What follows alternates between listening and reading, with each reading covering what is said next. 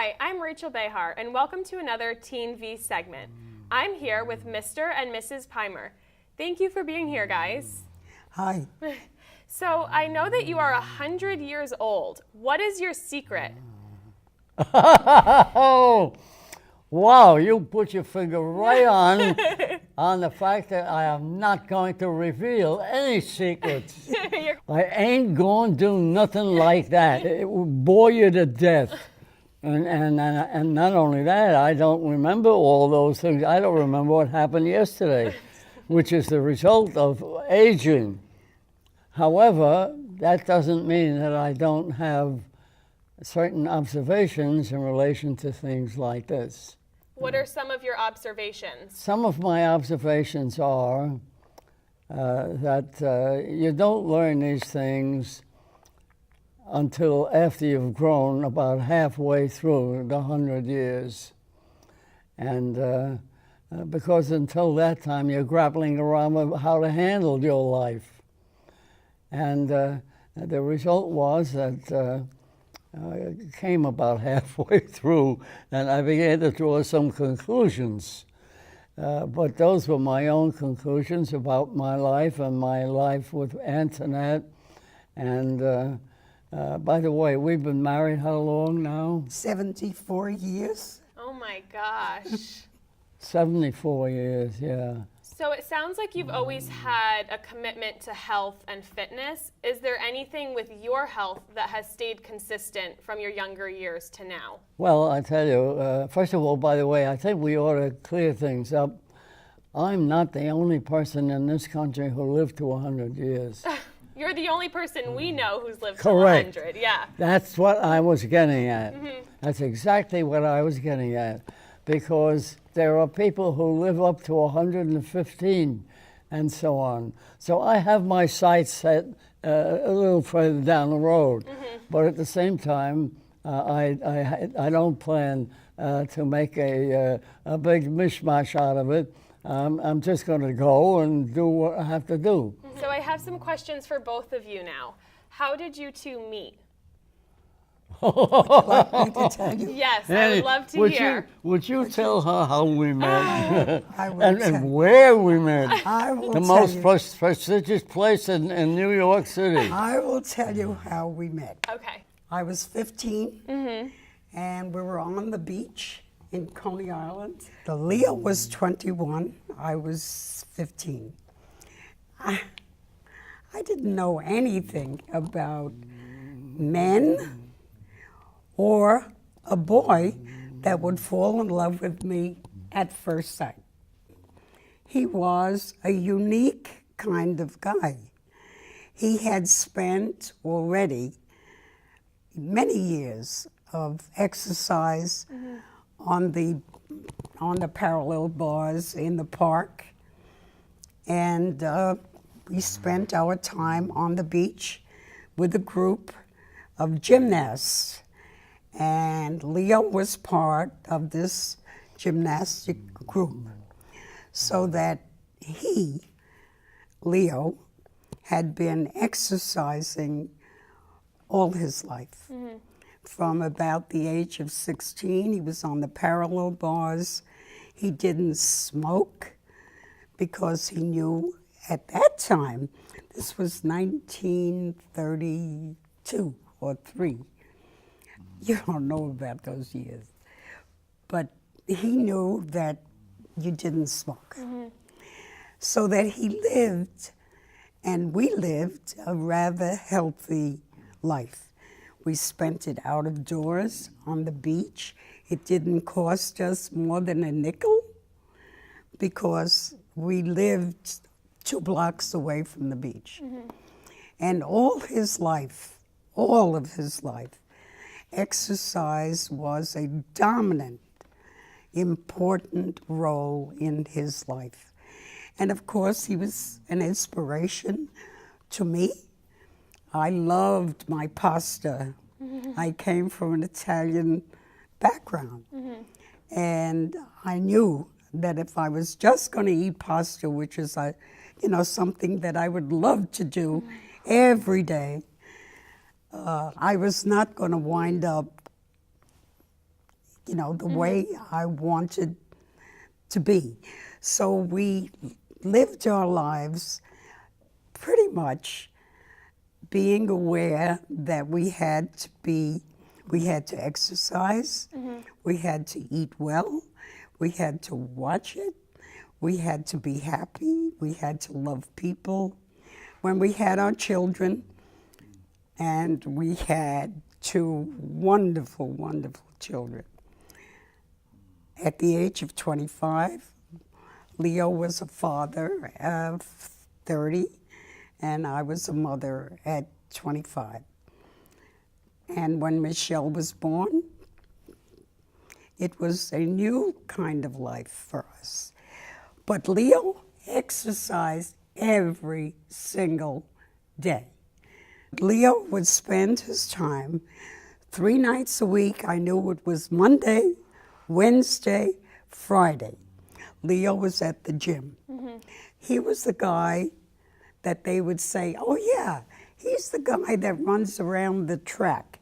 They didn't know who he was, but he knew that this man ran around the track. You won't believe what Leo looked like when I met him. You will all, and I say this to the young women, you will all be jealous. You will all be jealous, and you will say, that could not have been Leo. But that's who he was. I know that you said that you spent a lot of time at Coney Island. What attracted you to Coney Island? You don't know how fascinating Coney Island was. You think in terms of today, young people being different. Coney Island was different. We had all kinds of things. We had all of the things that Disneyland has, and we had parades, and we had different looking people from us. But we lived with them and became a part of the community. So that's how we wound up in Coney Island. We wound up there. We never left. And I am going to be 94 next week. And I, too, participated. I ran, went to the gym, did my 6 miles. Leo did 6 miles every day. I'm the kind of person who had a huge discipline. If I was told by a doctor or somebody else that you should do this, you do that, I go and do it. And once I hook onto something of that nature, and I knew it was doing me good, it became part of my life. And I say to myself, why not? It's your life. You get only one chance, the way Shakespeare put it.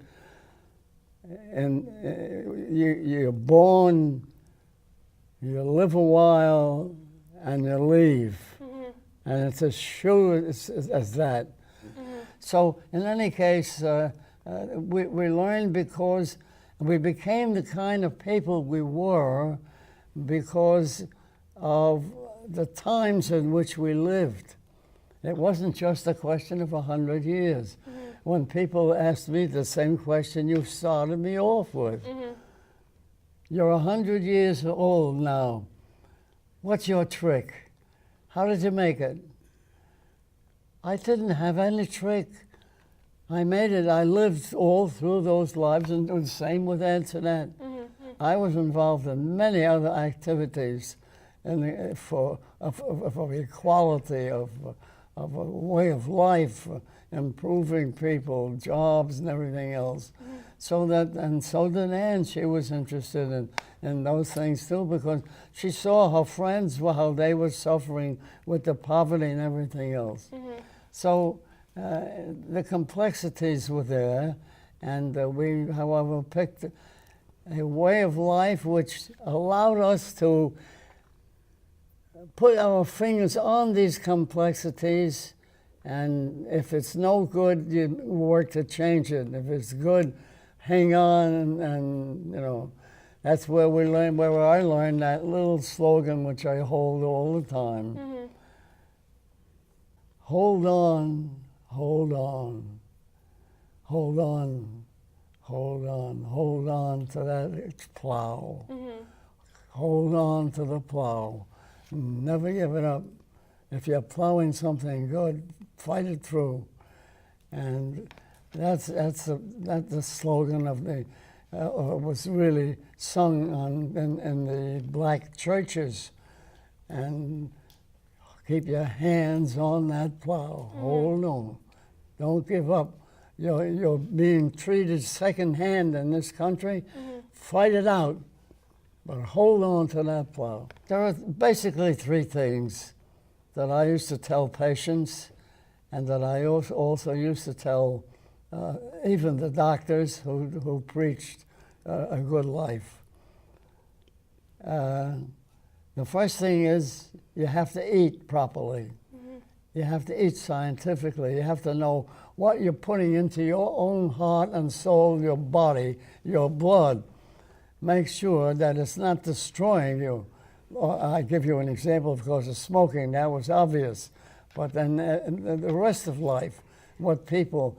For instance, today there is still an epidemic among the children in this country of being overweight. Mm-hmm. These kids are fat, and it's not necessary to be fat like that in order to live and live well. Mm-hmm. The American College of Sports Medicine, maybe 15, 20 years ago, decided that there are epidemics of overweight in this country, not only among children, but the older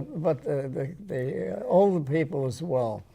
And so then they issued a protocol saying this is what should be done in all the YMCAs, all the exercise groups, all the health clubs, you'll make a healthy country. Mm-hmm. Didn't work. Didn't work. It didn't take. It was done in the simplest form, with all the information, but it never worked. People didn't pick it up. They were just looking at other things, television, and they'd rather watch a ball game than watch themselves in a mirror in a gym. Mm-hmm. The national government people on health picked it up, and they didn't work. They tried it 3 years later, and they changed it. They said, okay, you don't have to work out 3 days a week. Make it 2 days a week, but do it. It didn't work. And all these examples of how you could get healthy were reduced and reduced. Now, would you believe it? They say at least to give yourself a 10-minute walk once or twice a week. Mm-hmm. It's pitiful Mm-hmm. to see what's going on. But of course, I have to keep my nose out of everybody else's business. I can only make some remarks, observations, and let it go at that. Mm-hmm. So I'll keep quiet in my little home now with Antoinette. Well, I want to thank you guys for coming in. It was so nice meeting you, and thank you for answering our questions. That's all the time we have. I'm Rachel Behar, and thanks for tuning in to another episode of Teen V.